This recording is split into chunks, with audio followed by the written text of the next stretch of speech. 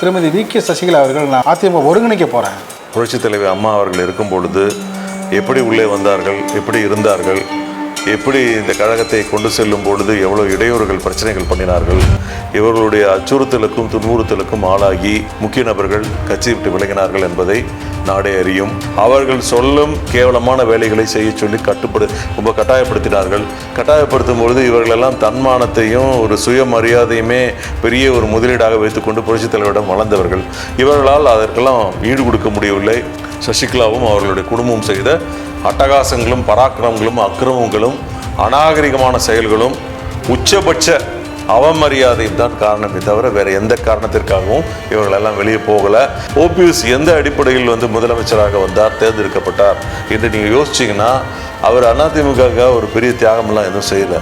இவர்களும் அவர்களும் ஒரே இதை கம்யூனிட்டி சேர்ந்தவர்கள் என்ற ஒரு காரணத்தினால அம்மா எந்த காரணத்தை முன்னிட்டும் சசிகலாவையோ அவரது கணவர் நடராஜன் அவர்களையோ முதலமைச்சராகவோ அமைச்சராகவோ எம்எல்ஏவாகவோ எம்பியாகவோ ஒரு ஈவன் கவுன்சிலராகவோ ஒரு சாதாரண ஒரு கிளைச்செயலராக கூட விடலை. காரணம் என்னன்னா, நீங்க அம்மாவோட வாழ்ந்தேன் என்றால் நீங்க என்ன காமராஜர் மாதிரி 4 வேஷ்டி 4 சட்டையோட வாழ்ந்தீங்களா, இல்ல 4 புடவை 4 ஜாக்கெட்டோட வாழ்ந்தீங்களா? நீங்க வரும்பொழுது என்னவா இருந்தீங்க, இப்ப என்னவா இருக்கீங்க? எத்தனை லட்சம் கோடிகளுக்கு நீங்கள் அதிபதியாக இருக்கிறீர்கள். உங்கள் இடத்துல ரைடு பண்ணது எத்தனை பேர் ரைடு பண்ணிருக்காங்க நினைச்சு பாருங்க. 190க்கும் மேற்பட்ட இடங்கள்ல உங்க குடும்பத்தை சார்ந்தவங்களுக்கு ரைடு பண்ணிருக்காங்க. நீங்க நல்லவர்களாக இருந்தால் வல்லவர்களாக இருந்தால் எதற்கு இந்த 190க்கும் மேற்பட்ட இடங்கள்ல உங்க குடும்பத்துல ரைடு பண்ணணும்? அப்ப இவ்வளவு பிரச்சனைகள் உருவாகிறதுக்கும் கெட்ட பேர் உண்டாக்குறதுக்கும் மூல காரணமாக இருந்தது சசிகலாவும் அவர்களை சார்ந்தவர்களும் அவர் குடும்பமும். இப்படி இருக்கிறவர்களை கட்சியில் சேர்த்து கட்சி எப்படி நான் பெரிய அளவில் கொண்டு போக முடியும்?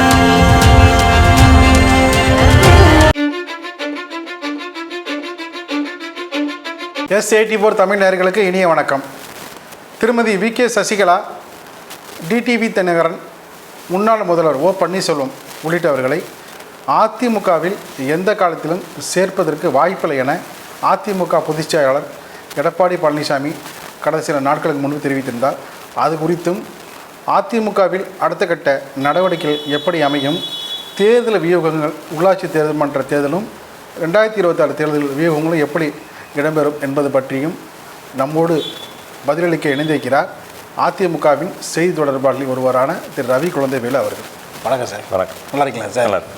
அதிமுகவில் மீண்டும் இணைவதற்கான பல்வேறு கட்ட நிகழ்வுகளை முன்னாள் முதல்வர் ஓ. பன்னீர்செல்வம் அவர்களும் திருமதி வி.கே. சசிகலா அவர்கள் நான் அதிமுக ஒருங்கிணைக்க போகிறேன் அப்படின்னு சொல்லிட்டு தென்காசியிலேருந்து சுற்றுப்பயணத்தை மேற்கொண்டாங்க. டிடிவி தினகரன் சமீபத்தில் அவர் தெரிவிக்கிற பொழுது பார்த்திங்கன்னா அதிமுக மீண்டும் நம்ம வசப்படுத்துவதற்கான வேலைகள் அப்படியே தான் இருக்குது. அமமுக என்று நான் தொடங்கியிருந்தாலும் கூட அந்த பணியை செய்வதற்கான கால சூழல்கள் அமையும் அப்படின்னு சொல்லியிருந்தார். அதாவது அவங்க 3 பேருமே சேர்ப்பதற்கு வாய்ப்பே இல்லை அப்படின்னு அதிமுக பொதுச்செயலாளர் எடப்பாடி பழனிசாமி அவர்கள் திட்டவட்டமாக தெரிவித்திருந்தார். ஏன் சார், என்ன தான் நடக்குது? வணக்கம் நேயர்களே, இது அருமையான கேள்வி. இந்த சூழ்நிலையில் இப்போ நடந்துட்டுருக்கிற பிரச்சனைகளில் முக்கிய பிரச்சனையாக இவர் சொன்னது ரொம்ப அருமையான கேள்வி. ஏன் சசிகலாவை சேர்க்க மாட்டேங்கிறாங்க, ஏன் ஓபிஎஸை சேர்க்க மாட்டேங்கிறாங்க, டிடிவி தினகரன் இவங்கெல்லாம் அதிமுகவில் இருந்தவங்க தானே, ஏன் இவங்களை சேர்க்கறதுக்கு என்ன பிரச்சனை? அண்ணா திராவிட முன்னேற்ற கழகத்தில் இருக்கக்கூடிய தொண்டர்கள் எல்லாம் உண்மையான உழைப்பு, நேர்மையாகவும் அதே நேரத்தில் விசுவாசமாகவும் புரட்சித் தலைவர் என்ற ஒற்றை புள்ளியை நோக்கி தான் இந்த கட்சியை தொடங்கப்பட்டது. அப்படிப்பட்ட ஒரு நேர்மையான ஒரு தலைவர் துவங்கிய இயக்கத்தில் சேரக்கூடாத தேவையில்லாத இந்த கழிவுகளை அகற்றிவிட்டு தூய்மையான கழகமாக கொண்டு போகணுங்கிறது தான் இப்போ அண்ணன் எடப்பாடியார் அவர்கள், இபிஎஸ் அவர்கள் நினைக்கிறாரு.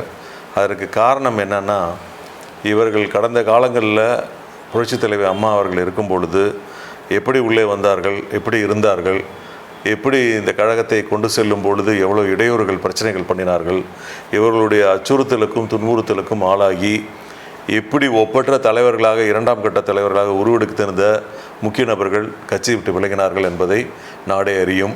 குறிப்பிட்டு சொல்ல வேண்டுமென்றால், இன்று நடந்து கொண்டிருக்கிற திமுக உடைய அமைச்சரவையில் அதிமுகவிலிருந்து விலகி சென்ற 10க்கும் மேற்பட்டவர்கள் அமைச்சராக இருக்கிறார்கள். ஒட்டுமொத்த திமுகவையே இன்று வலுவான அமைச்சர்களாக இருந்து நடத்தி செல்கிறவர்கள் யாருன்னு பார்த்தீங்கன்னா, மு.க. ஸ்டாலின் அவர்கள் திமுகவில் இருக்கிறவங்கள கூட யாரையும் நம்பலை. அண்ணா திராவிட முன்னேற்ற கழகத்திலேருந்து வந்த 10க்கும் மேற்பட்டவர்களை தான் நம்பி மொத்த ஆட்சியும் ரன் ஆகிட்டு இருக்கு. நீங்கள் சொல்கிற செய்தி என்ன? திறமையானவர்கள் இப்படி இருக்கிறவர்கள் எதற்காக அங்கே போனாங்க அப்படிங்கிறத நம்ம யோசிக்கணும். இல்லை, அண்ணா சொன்னாரா மாற்றான் தோட்டத்து மண்டிகைக்கு மனம் உண்டு, அந்த அடிப்படையில் அதெல்லாம் கரெக்டு. புரட்சித் தலைவர் எம்ஜிஆரிடம் இருந்தவர்கள் எல்லாருமே அவருடைய விசுவாசிகளாகவும் நேர்மையானவர்களாகவும் அவர் மேலே ஒப்பற்ற பக்தி உள்ளவர்களாக தான் இருந்தாங்க. இப்போ உதாரணத்துக்கு எடுத்துக்கொண்ட அண்ணன் முத்துசாமி எடுத்துக்கலாம், அண்ணன் கே சார் எடுத்துக்கலாம், செல்வ கணபதி எடுத்துக்கலாம், மீதி இன்னும் 10க்கும் மேற்பட்டவர்கள் இருக்காங்க. சரிங்களா? இப்போ அவங்க எல்லாருமே தீவிரமான எம்ஜிஆர் பக்தர்களாகவும் எம்ஜிஆருடைய விசுவாசியாகவும் அதிமுகவினுடைய விசுவாசியாகவும் தான் இருந்தவங்க. இவர்களுக்கெல்லாம் என்ன பிரச்சனைனால வெளியே போனாங்கன்னு பார்த்தீங்கன்னா வேறு எந்த பிரச்சனையும் கிடையாது. புரட்சித் தலைவர் அம்மா அவர்களுக்கும் இவர்களுக்கும் எந்த பிரச்சனையும் கிடையாது. பிரச்சனைக்கு மூல காரணமே சசிகலாவும் அவர்கள் குடும்பமும் தான்.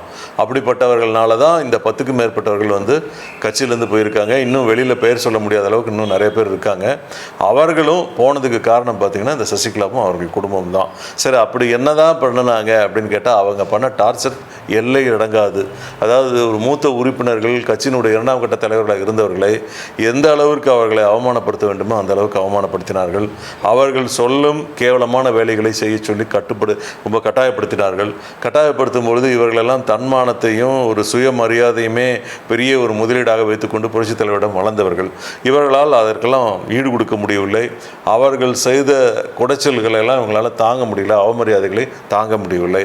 அந்த ஒரு காரண காரணத்தினால தான் அவங்கெல்லாம் கட்சி விட்டு வெளியே போனாங்கிறத விட வெளியேற்றுவதற்கு உண்டான நடவடிக்கைகளை இவர்கள் மறைமுகமாக நேரடியாகவும் சதியாகவும் அம்மாவர்களிடத்தில் சொல்லி ப்ரெஷர் கொடுத்து அம்மாவை டார்ச்சர் பண்ணி இவங்களெல்லாம் வெளியே அனுப்புனாங்க. காரணம் என்னென்னா, புரட்சித் தலைவர் எம்ஜிஆர்கிட்ட இருந்தவங்க எல்லாமே ஒரு சுயமரியாதை உடையவர்களாக இருக்கிற போது இவர்கள் சொல்லக்கூடிய கேவலமான வேலைகளை கண்டிப்பாக செய்ய மாட்டார்கள். அப்படி செய்யாதவர்களை நாம் வைத்துக்கொண்டு இருந்தால் இவர்கள் இந்த ஒட்டுமொத்த கட்சியும் இதே பழக்கத்திற்கு கொண்டு நாம் நினைக்கக்கூடிய விஷயங்களை செய்வதற்கு தடையாக இருப்பார்கள் என்று கருதி இவர்களை எப்படியெல்லாம் புறம் சொல்லி இவர்களை வெளியேற்ற வேண்டுமோ அப்படியெல்லாம் புறம் சொல்லி வெளியேற்றினார்கள். இன்று இவர்களால் வெளியேற்றப்பட்டவர்கள் யாரும் ரோட்டுக்கு போயிடல, ஒன்றும் மோசமான நிலைமைக்கெல்லாம் போயிடல. அவங்க எல்லாருமே இன்றைக்கி வேற ஒரு கட்சியில், அதாவது திராவிட முன்னேற்ற கழகத்திலேருந்து அண்ணா திராவிட கழகம் பிழைஞ்சதுன்னா அங்கே போய் நல்லா மந்திரியாக இருக்காங்க, எம்எல்ஏவாக இருக்காங்க, எம்பியாக இருக்காங்க, நல்ல உயர்ந்த பொறுப்பில் இருக்காங்க. அவங்களுக்கு இன்னும் அந்த ஆட்சியை நடத்துறதுக்கு முதுகெலும்பு இருக்கிறவங்களே இவங்களாக தான் இருப்பாங்க. அப்படிப்பட்டவர்களை இழந்தது யாருடைய தவறு அப்படின்னு கேட்டால் சசிகலாவும் அவர்களுடைய குடும்பமும் செய்த அட்டகாசங்களும் பராக்கிரமங்களும் அக்கிரமங்களும் அநாகரிகமான செயல்களும் உச்சபட்ச அவமரியாதையும் தான் காரணமே தவிர வேறு எந்த காரணத்திற்காகவும் இவர்களெல்லாம் வெளியே போகலை. இது இந்த அண்ணா திராவிட முன்னேற்ற கழகத்தினவங்களுக்கு பெரிய வருத்தமாக இருந்தாலும் இவர்களுடைய குடைச்சல் தாங்க முடியாமல் தான் இவங்கெல்லாம் போயிருக்காங்க. அதே போல் நீங்கள் கேட்டதில் ஓபிஎஸ் அவர்களை கேட்டீர்கள். ஓபிஎஸ் எந்த அடிப்படையில் முதலமைச்சராக வந்தார், தேர்ந்தெடுக்கப்பட்டார் என்று நீங்கள் யோசிச்சிங்கன்னா அவர் அதிமுக ஒரு பெரிய தியாகமெல்லாம் எதுவும் செய்யலை. ஒரே ஒரு விஷயம் என்னென்னா, இவர்களும் அவர்களும் ஒரே இதை கம்யூனிட்டி சேர்ந்தவர்கள் என்ற ஒரு காரணத்தினால அம்மா எந்த காரணத்தை முன்னிட்டும் சசிகலாவையோ அவரது கணவர் நடராஜன் அவர்களையோ முதலமைச்சராகவோ அமைச்சராகவோ எம்எல்ஏவாகவோ எம்பியாகவோ ஒரு ஈவன் கவுன்சிலராகவோ ஒரு சாதாரண ஒரு கிளைச்செயலராக கூட விடலை. காரணம் என்னென்னா, இவங்களுடைய குடும்பத்தின் கட்டுப்பாட்டில் கட்சி போயிடுச்சுன்னா கட்சிக்கு ஏகப்பட்ட பிரச்சனைகள் வரும். அதையெல்லாம் தடை செய்யணும்னா இவங்க வெளியில் இருந்துட்டு என்னம்மா பண்ணிட்டுன்னு விட்டாங்களே தவிர மற்றபடி இவங்களை உள்ளே கொண்டு வரவே இல்லை. இவர்களால் எந்த பதவிக்கும் இவர் குடும்பத்தை சேர்ந்தவங்களை வரவே முடியல. அதில் ரொம்ப அரும்பாடுபட்டு திணிக்கப்பட்டவர் தினகரன், டிடிவி தினகரன். டிடிவி தினகரன் அம்மாவிடம் எப்படி இருந்தார் அப்படிங்கிறது எங்களை போன்ற கட்சியில் ஆரம்ப காலகட்டத்துக்கு பார்த்தவங்களுக்கு எல்லாருக்குமே தெரியும். அம்மாவிட்ட ஒரு ஹெல்ப்பர் மாதிரி இருந்தார், இந்த அம்மா ஒரு ஹெல்ப்பர் மாதிரி இருந்தாங்க. ஓ பன்னீர்செல்வம்னா யாருன்னே தெரியாது. ஓ பன்னீர்செல்வம்னா வெறும் பன்னீர்னு சொன்னால் தான் தெரியுமே தவிர ஓபிஎஸ்னெல்லாம் யாருக்கும் தெரியவே தெரியாது. அந்த மாதிரி ஒரு காலகட்டத்தில் இருந்தவங்க ஒரு முதலமைச்சர் வேட்பாளராக வர்றாங்கன்னா இவர்கள் என்ன தியாகம் செய்திருக்கிறார்கள் என்று கொஞ்சம் யோசிச்சு பார்க்கணும். இவரெல்லாம் யாருன்னு யாருக்குமே தெரியாது. இவர் 2001 முதலமைச்சர் கேண்டிடேட்டெல்லாம் வரும்பொழுது இவர் வருவார் அப்படிங்கிறது யாரும் எதிர்பார்க்கவே இல்லை. இந்த குடும்பம், சசிகலா குடும்பம் செய்த திட்டமிட்ட சதியின் ஒரு பகுதி தான் ஓ பன்னீர்செல்வம். அதை அண்ணன் எடப்பாடி அவர்கள் தெளிவாக அறிந்திருந்தார். அதே போல தினகரன் தானாக எம்பி ஆனாரா, இல்லை கட்டாயப்படுத்தி எம்பி ஆக்கப்பட்டாரா, இவர்களால் திணிக்கப்பட்டாரா, இல்லை அவர் வளர்ந்து மாறினாரா அப்படின்னு கேட்டால் அந்த கதையும் அண்ணன் இபிஎஸ் அவர்களுக்கும் தெரியும். இருக்கக்கூடிய சட்டமன்ற உறுப்பினர்கள், நாடாளுமன்ற உறுப்பினர்கள் அனைவருக்குமே தெரியும். ஆகவே அவர்களுடைய குடும்பத்தை கட்சிக்குள் திணித்து ஆக்கிரமித்து அம்மாவின் மரணத்திற்கு பிறகு கட்சியை கைப்பற்ற வேண்டும் என்ற ஒரு நெடிய திட்டத்தின் அடிப்படையில் தான் இந்த திட்டம் வகுக்கப்பட்டது. இந்த திட்டத்தில் உபயோகப்பட்ட கருவிகள் தான் ஓ பன்னீர்செல்வம் ஆகட்டும், தினகரன் ஆகட்டும். இவர் சொல்றாரு இல்லையா, எங்களுடைய ஸ்லீப்பர் செல்லுங்கிறார் இல்லையா. ஒரு கட்சியில் விசுவாசமான தொண்டர்களை நீங்க பார்த்துருக்கலாம். ஸ்லீப்பர் செல் எங்கேயாவது பார்த்துருப்பீங்களா?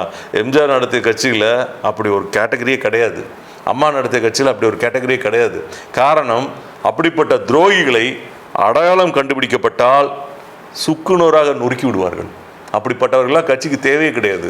அப்படி விசுவாசம்னா விசுவாசம், காலத்து அறுத்தா கூட கட்சி காட்டி கொடுக்க மாட்டான், கட்சி இது பண்ண மாட்டான். அப்படிப்பட்ட தொண்டன் தான் அதிமுக தொண்டன். அப்படிப்பட்ட தொண்டர்கள் இயக்கத்தை இவர்கள் இப்போ புதுசாக சொல்றாரு.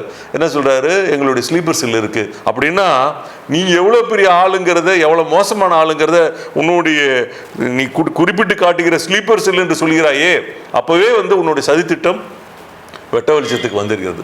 அப்புறம் நான் என்ன சொல்கிறேன், சிறையில் போய் தண்டனை பெற்று பெங்களூர்லேருந்து இவங்க வர்றாங்க. 24 மணி நேரம் ஆகுதான் இவங்க சென்னை ரீச் ஆகுது.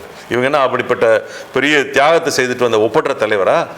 நாட்டிற்கு துரோகங்களை பண்ணி, பிரச்சனைகளை பண்ணி, கட்சிக்கு அவப்பெயரை உண்டு பண்ணி, புரட்சித் தலைவர் அம்மா அவர்களை சிறைக்கு செல்வதற்கு காரணமாக இருந்த இவர்கள் 24 மணி நேரம் பேரணி நடத்தி மக்கள் எங்கும் எழுச்சி பண்ணி இவங்களை கூட்டிட்டு சேர்க்கறதுக்கு அவ்வளோ டைம் ஆகுதுன்னு இவங்க பணத்தை செலவு பண்ணி இதெல்லாம் சீன் கிரியேட் பண்ணிட்டு இருக்காங்க. நான் என்ன சொல்றேன், தமிழக மக்கள் இந்தியாவிலேயே வித்தியாசமாக சிந்திக்கக்கூடியவர்கள், வித்தியாசமான அரசியல் முறையை பண்பற்றக்கூடியவர்கள். அப்படிப்பட்டவர்கள் இடத்துல நீங்க போடுற நாடகம்லாம் எடுபடுமா?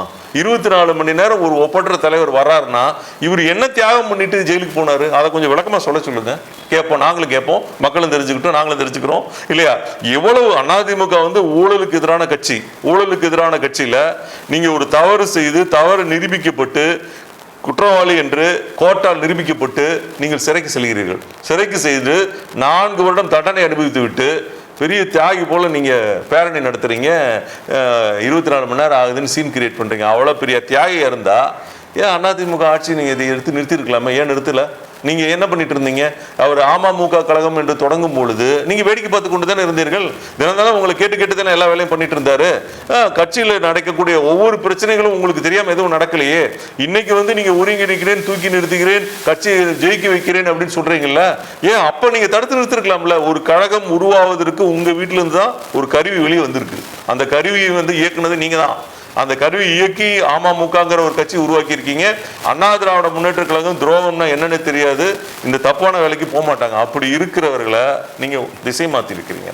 திசை மாத்தி அமமுகங்கிற ஒரு கட்சி தொடங்கி அதிமுகவுக்கு எதிரான பொருளைகளை, பிரச்சனைகளை கிளப்பி அதிமுகவை வீழ்த்த வேண்டும் என்று நினைத்திருக்கிறீர்கள். வீழ்த்த வேண்டும் என்று நினைத்த உங்களை எப்படி அவங்க ஏத்துப்பாங்க? எதை வச்சு நாங்கள் சொல்றது? இவங்க வல்லவங்க இவங்களை தியாகம் பண்ணிட்டு வந்திருக்காங்க, இவங்களெல்லாம் கட்சியில் சேர்த்துக்கங்க, இவங்களை கட்சியில் சேர்த்தா கட்சி வலுப்பெறுன்னு சொன்னா அவன் திருப்பி நம்மளை கேள்வி கேட்பான். ஏன்னா நீங்க என்ன செய்யறீங்கிறது அடுத்த நொடிய டிவியில் வருது, செய்தியில் வருது, எல்லாத்திலையும் வருது. எந்த விஷயத்தையும் மறைக்கவும் முடியாது, ஒழிக்கவும் முடியாது. அப்படி இருக்கும் பொழுது நீங்க செய்த அடுக்கடுக்கான துரோகங்களை, தவறுகளை எதை வைத்து மறைப்பது? எதை வைத்து சரி செய்வது? நீங்க அம்மாவோட வாழ்ந்தேன் என்றால் நீங்க என்ன காமராஜர் மாதிரி 4 வேஷ்டி 4 சட்டையோட வாழ்ந்தீங்களா? இல்ல 4 புடவை 4 ஜாக்கெட்டோட வாழ்ந்தீங்களா? நீங்க வரும்பொழுது என்னவா இருந்தீங்க, இப்ப என்னவா இருக்கீங்க? எத்தனை லட்சம் கோடிகளுக்கு நீங்கள் அதிபதியாக இருக்கிறீர்கள். உங்கள் இடத்துல ரைடு பண்ணது எத்தனை பேர் ரைடு பண்ணியிருக்காங்க நினைச்சு பாருங்க. 190க்கும் மேற்பட்ட இடங்கள்ல உங்க குடும்பத்தை சார்ந்தவங்களுக்கு ரைடு பண்ணியிருக்காங்க. நீங்க நல்லவர்களாக இருந்தால், வல்லவர்களாக இருந்தால் எதற்கு இந்த 190க்கும் மேற்பட்ட இடங்கள்ல உங்க குடும்பத்தில் ரைடு பண்ணணும்? அப்போ இவ்வளவு பிரச்சனைகள் உருவாகிறதுக்கும் கெட்ட பேர் உண்டாக்குறதுக்கும் மூல காரணமாக இருந்தது சசிகலாவும் அவர்களை சார்ந்தவர்களும் அவர் குடும்பமும். இப்படி இருக்கிறவர்களை கட்சியில் சேர்த்து கட்சி எப்படி பெரிய லெவலில் கொண்டு போக முடியும்?